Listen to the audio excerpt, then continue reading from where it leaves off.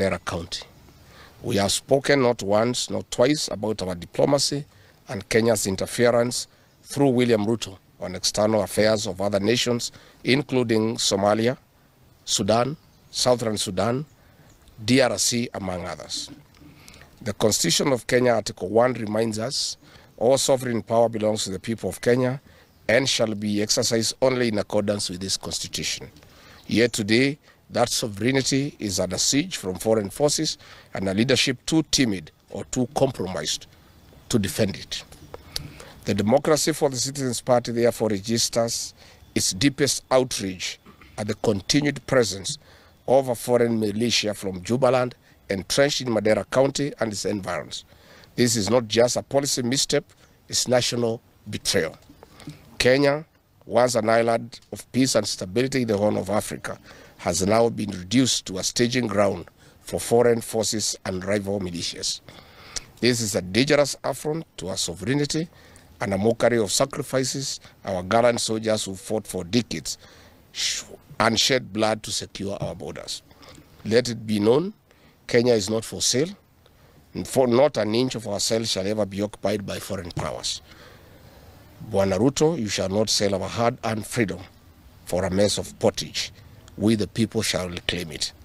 The Constitution of Kenya, Article 238, Sub-Article 1, states, national security shall be pursued in compliance with the law and with utmost respect for the sovereignty of the people of Kenya.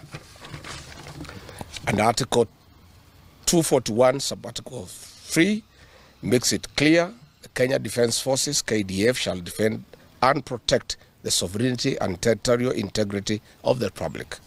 The silence from the Commander-in-Chief is all telling. Little can be left for guesswork.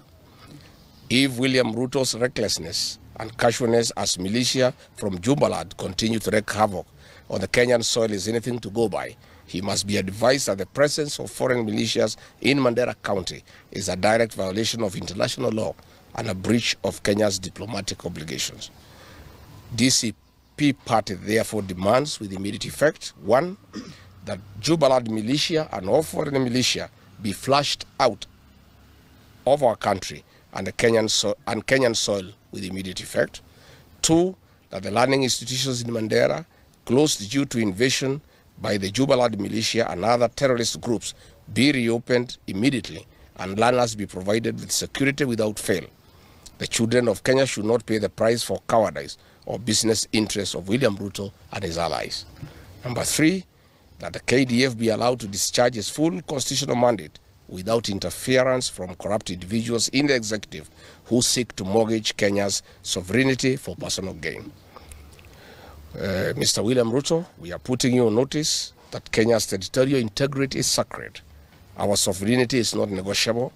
If you cannot defend the people and the Republic of Kenya from foreign invasion, not forgetting your bloody track record over the last 3 years, you know the honorable thing to do. I urge the patriotic people of Kenya to stand firm and defend our Constitution, safeguard our sovereignty, and protect our children's future before it is too late. The freedom we enjoy today as a country was never given to us. Our parents went into the forest and shed blood. The DCP party reiterates that our commitment to Kenyans is anchored in justice, fairness, democracy, and accountability. We shall remain steadfast in defending the rights of all citizens, working with partners under the United Opposition banner, and ensuring that the will of the people is respected, protected, and fulfilled.